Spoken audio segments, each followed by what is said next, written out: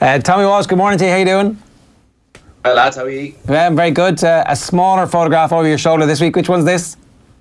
Yeah, so this I suppose you were talking to Kieran Fitzgerald a few minutes ago. It's really the time for the Club All-Ireland champions at the moment. So we had Ballyhale last weekend in the hurling, but the week before we had Slaughtneil. An incredible club there. They're able to dominate the hurling, the Gaelic football, and now the Camogie as well. Now they've done very well in Ulster and in Derry with the hurling and the Gaelic football. But it's really the Camogie is where they seem to be dominating on the All-Ireland, on the national stage. They won their third Club All-Ireland in a row, which to me and I suppose to everyone is an amazing achievement really, especially when it comes from a hurling club up in Derry, which wouldn't be known as a hurling stronghold. Usually they come from the Corks and maybe the Tipperaries, the Kilkennys, the Galways in the Camogie. So I thought it was incredible really to do the third All-Ireland in a row, and they're kind of backed by a lot of sisters, the Cassidys, and there's Mellons. And now one interesting point as well is we've heard the criticism going down Offaly's way, Ger, the last few weeks and hurling and this and that, but the lady that won 2 man of the matches in a row in last year's All-Ireland and this year's All-Ireland for Slaughtneil was a girl from Offaly, from Ballyskinnock, Tina Hannon. So she went up there. I think she married one of the lads up there in Slaughtneil, and she's won 2 player of the matches and 2 All-Irelands in a row, which is another incredible achievement. So there's so many different stories up there in Slaughtneil, and I know on their jerseys they have the Irish saying go Corla Kayla, no strength without unity, and just really kind of promote the Irish culture. And I think it's a fitting kind of week, I suppose, when we're speaking about All-Ireland Club champions, maybe to mention them. Yeah, that's the Tina there picking up her Player of the Match award from the All-Ireland final as well. So a pretty amazing story when you think about Slaughtneil. We should, now that you mentioned Ballyhale as well, talk a bit about them. In terms of cutting your teeth to lay down your credentials as the next manager for an inter-county team, winning a Club All-Ireland in any other county in the country counts as a pretty good CV. So not a bad start to Henry Shefflin's managerial career. Yeah, he's amazing really to be able to do what he's done. And the current structures, kind of a background behind the story as well, Ger, is, you might be... Everyone that would have seen the Ballyhale team last week would say, well, listen, that he has brilliant players at his disposal. But it takes a certain manager and a certain management team to get the best out of them on the biggest day and all. And we heard from Kieran there the work that goes into Corrafin to get them right for the big day. And it's the same for Ballyhale. But in the current structure in the Kilkenny Championship, Ger, no team, so at the top, there's 2 groups of 6. And the top 2 teams are seeded in for the quarterfinals. They skip the first round of the championship. So this has been the structure in Kilkenny for the last 20, 30 years. No team that has come from the first round has ever won the county final, as far as my homework serves me. And Ballyhale were in the first round this year. So we're all saying, well, listen, Ballyhale, people are tipping them they could potentially win the county final. And then this statistic is drum up. Well, no team has ever done it in 20 or 30 years. So, they had a kind of a up and down kind of league championship in Kilkenny, but once the knockout started, on they went, and they won most matches, bar the semi-final where they needed a last-minute goal against Castlecomer. They dominated most matches.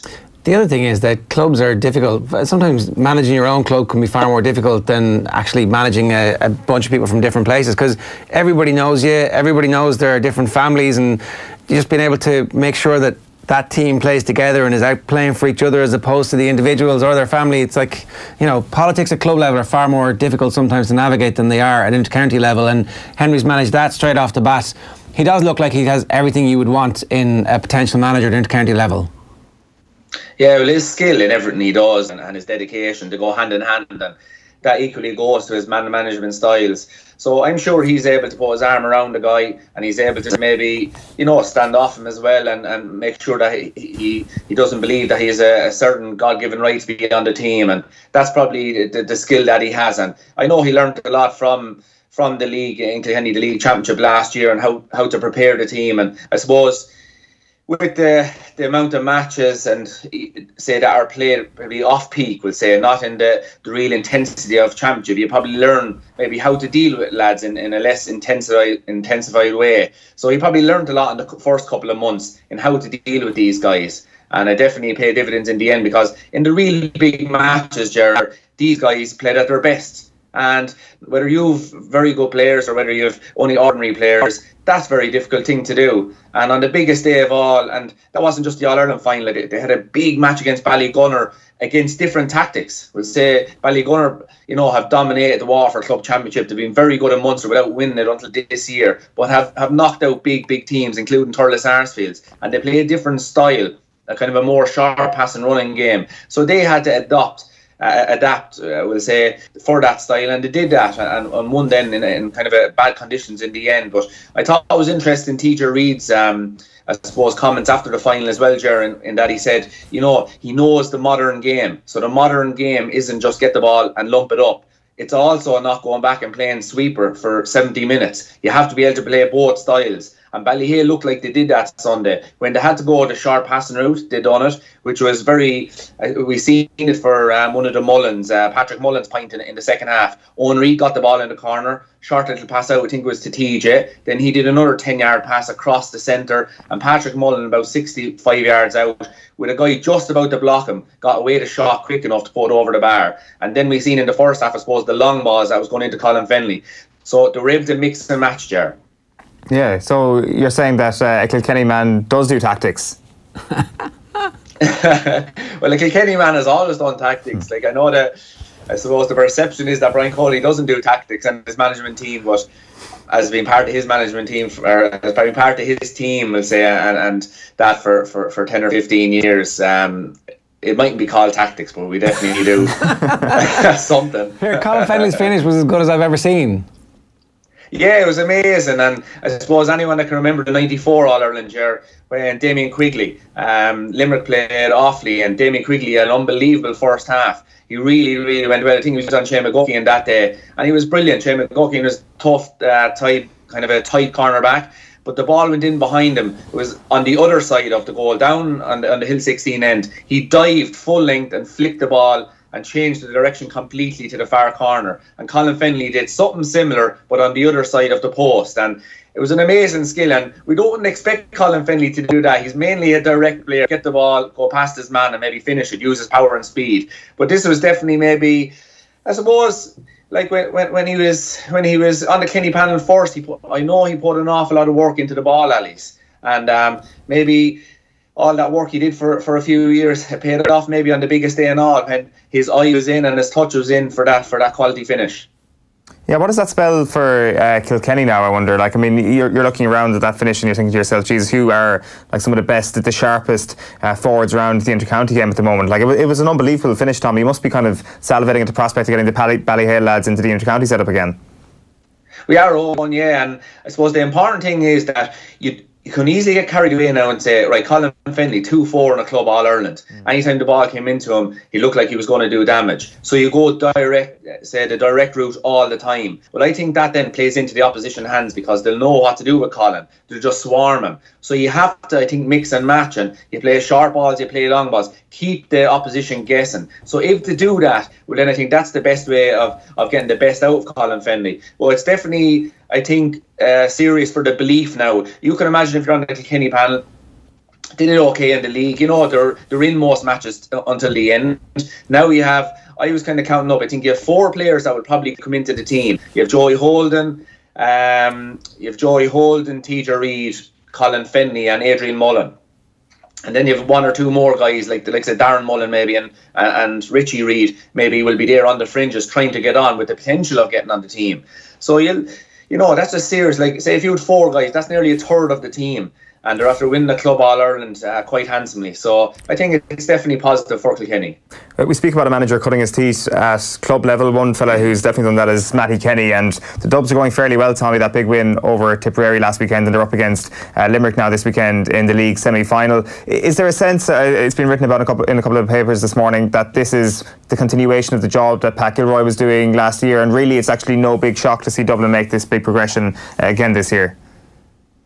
Yeah, it's not a big shock, but it's still very difficult to do, to make that huge leap. I think you mentioned a very good coach and a very good manager in Pat Gilroy. I think it's important to note on for two teams, both Waterford and Dublin, the foundations that are put into a team are so important. Derek McGrath put in huge foundations in developing a culture down in Waterford, in developing a spirit and a unity and a professionalism. And Pat Gilroy has done the very, very same thing in Dublin. And you will often find a manager putting in huge work for 2 or 3 years, really putting in the donkey work, and then another manager comes in and builds on that then and potentially wins a county final or an All-Ireland. And I think for Matty Kenny, what I suppose will serve the Dublin players well and the Dublin, I suppose, panel well is that Matty Kenny is coming in after winning 2 club All-Irelands. So they know this guy can get the job done. They know he can get a team over the line. He did very well as a coach with Galway as well. So he's come in, but just as important for that, I think, Owen, is that he's brought in a good few cooler players. So you've, Darragh O'Connell is in. I don't think he was in for a number of years. And a few more cooler players are, brilliant, and will be them probably the main players on this Dublin team going forward. So I think it's all positive for Dublin. What happened last weekend against Dublin, I think they send out a message, not just to the public, but to themselves. Dublin, or Tipperary, have always been kind of the bogey team, I felt, for Dublin. They're always able to beat them quite convincingly. Even when Dublin were going well, they might beat them by 10 plus points. But that could have happened last weekend, but it didn't. And they kept nip and tuck the whole game. It was a high-scoring game. I think it was 121 to 23 points or something similar to that. So they were able to go nip and tuck with Tipperary for the whole game, and that will serve them well regardless of confidence levels going forward. Tommy, we've been talking about the hurling league the whole way along and kind of how it's lost its shine given how good the championship is, and everybody is kind of keeping their powder dry a good bit. But it's actually worked out really well in that a lot of the best players have been finding good form. You think Austin Gleeson, you think Joe Canning, that now we can start thinking actually everybody seems to be in a pretty good place. There's a little bit of uncertainty about where Kilkenny and Cork are, but we talked about what Kilkenny are going to get back, and Cork have won the last 2 Munster titles, so they're going to be grand. It's going to be fine for them. We don't need to worry about them. It is all setting up nicely, particularly with some of the superstar players playing really well. Yeah, it is, Ger. Like Joe Canning, you mentioned Joe, 15 points last weekend. Like it's been well publicised now. He came out and said to the management, I want to play every league game. I don't just want to be minded and rested and looked after until the championship. I want to go out and play every game and I suppose pick up form that way, and he has done just that. Now the one thing I've noticed about Joe playing centre forward, usually he's kind of like the conductor of the orchestra. He's like the quarterback in American football. He gets the ball and he sprays it around. He has took on players in the last 2 matches that I have seen, and the pace and power he has, he's unstoppable when he actually gets it into his head. I'm going to go and sprint at 100 miles an hour, and he's set up a goal and probably scored. He definitely set up a goal or two the last 2 days. Really, really tough ones where he had to get past 3 or 4 players. So I would like to see him continue that in the championship and take his game to the next level again. Don't just settle to be the guy that sprays around the passes. Take on players from centre forward, burst through, set up a goal, score a goal. And I think he's after adding that to his game in this league. You mentioned Austin Gleeson. Yeah, and there's a lot about talk about giving the free role. I wouldn't agree with that. I'd like to see him playing wing back and let him settle in a position. If he's in the game, he's in the game. If he's not, at least he's minded a man. And I thought he was brilliant again last weekend, and just goes to show the potential that Waterford have in their players. He scored 5 points from play. Pádraig O'Mahony scored 5 points from play. So yeah, there's a lot of teams, and they're coming right at the right time. And Pádraig Fanning's been getting a lot of praise for a more direct style, Tommy. Pádraig Fanning is getting a lot of praise, and I mentioned Derek McGrath. It's very important that this doesn't just happen overnight. So the culture, the spirit, the setup, the foundation has been laid by Derek McGrath and the management team before that. What Pádraig Fanning's adding then is something different. I've often spoke about the suffering, I think, that forwards go through when they're left up there, maybe 4 versus 6 or 5 versus 6. If you don't win that ball first, the first ball that comes in, the primary ball, when it breaks, very difficult to do it, especially in the modern game and the sweepers. They're so onto it. They know the game inside and out at this stage. So if the ball breaks at all, you have 1 or 2 sweepers breaking onto it. I think, now he is mixing and matching. Against Galway 2 games ago, I did notice they still only had 2 forwards in, the 2 Bash brothers, as I call them, the Bennett boys. They were inside causing havoc, but it was only the 2 of them inside. Towards the last day, they definitely had most of the time, I think could have been Tommy Ryan or one of the Waterford players who was in there. They definitely had 3 players, I suppose, up for most of the game the last time. So I think it is about mixing and matching, but what you're seeing is more free scoring from their inside forward line. So we always saw the scoring from out the field because there were support playing that on. But now it's coming from the inside line, like Shane Bennett and Stephen Bennett. They're hurling absolutely out of their skins, and they're, no defender wants to be one-on-one with these guys. So I would love to see him continue with that and try and get them up in 1-on-1 versus 1v1 battles. One last point, Tommy. Cork and Kilkenny, it's been announced, will play a challenge in Páirc Uí Rinn next Wednesday, the 27th of March at 7:30. Tickets are a tenner for adults and a fiver for concessions, and available through Centra and Super Value stores, but also on the night as well. This is all to try and raise some money for Kieran O'Connor. We talked a little bit about this earlier on with Kieran Donaghy, but it is important that the GAA puts its best foot forward and does rally around whenever one of their own needs it. Yeah, Gerard, and very important that you said that, because I think it's definitely the case right around the country. I think when any suffering or any kind of tragedy happens in a club, in a community, one of the first groups to get behind it is the local GAA, and it's the same on the national stage. So I'm delighted to hear that Kilkenny and Cork, because I know Kilkenny wouldn't be known for playing challenge games this time of year. So it's great to see, listen, you know what, we'll put that aside. We'll get out and we'll support a good cause. Kieran and his family, great GAA ambassadors, and he's been great for the GAA over his career and that, and support guys when they need support. And so I think very important, and well done to all involved. Tommy, great stuff. Thanks a million for joining us this morning. Thanks, guys. Best of luck.